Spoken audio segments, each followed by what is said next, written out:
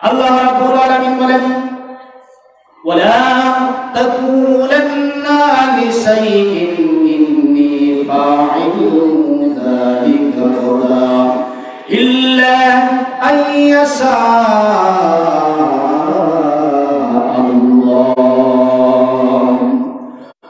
আপনি যদি ভবিষ্যতের ব্যাপারে কোনো কিছু করতে চান, ভবিষ্যতের ব্যাপারে কিছু করতে চান, তাহলে অবশ্যই আপনি ইনশাআল্লাহ বলবেন, তারপরে ভবিষ্যতের ব্যাপারে কোনো কিছু করবেন।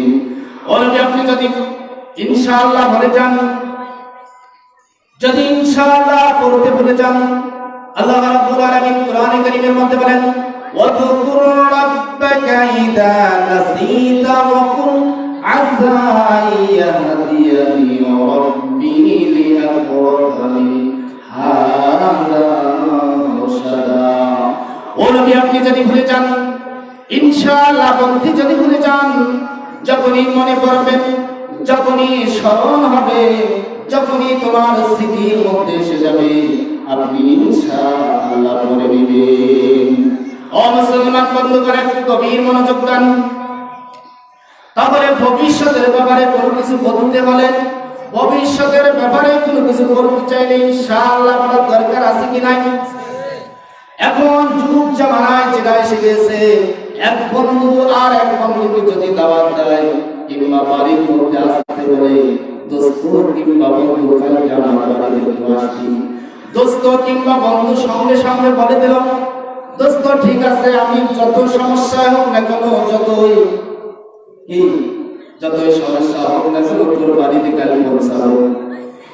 এইখানে ইনশাআল্লাহ না বলার কারণে পরের দিন দেখা গেল বন্ধুর এমন বিপদ চাপিয়ে এসেছে, এমন বিপদের মধ্যে পড়েছে, বন্ধুর বাড়িতে কিন্তু আর যাওয়া হবে না।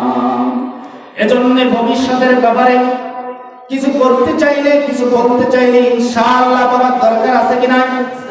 ইনশাআল্লাহ করার দরকার অবশ্যই আছে। ইনশাআল্লাহ না করলে কি ক্ষতি হয়?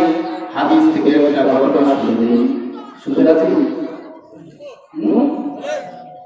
হযরত আবু হুরায়রা রাদিয়াল্লাহু তাআলা আনহু, হযরত আবু হুরায়রা রাদিয়াল্লাহু তাআলা আনহু থেকে বর্ণিত, রাসূল সাল্লাল্লাহু আলাইহি ওয়াসাল্লাম বলেন, হযরত সুলাইমান ইবনে দাউদ আলাইহিস সালাম, হযরত সুলাইমান ইবনে দাউদ আলাইহিস সালাম বলেন, আজ রাতের মধ্যে আমি আমার ৭০ জন স্ত্রীর সঙ্গে সঙ্গম হব, আমার ৭০ জন স্ত্রীর সঙ্গে সহবাস করব, আর আমার ৭০ জন স্ত্রী গর্ভধারণ করবে, আমার ৭০ জন স্ত্রী সন্তান প্রসব করবে, আর ৭০ জন স্ত্রীর সন্তানে আল্লাহর রাস্তায় জিহাদ করবে।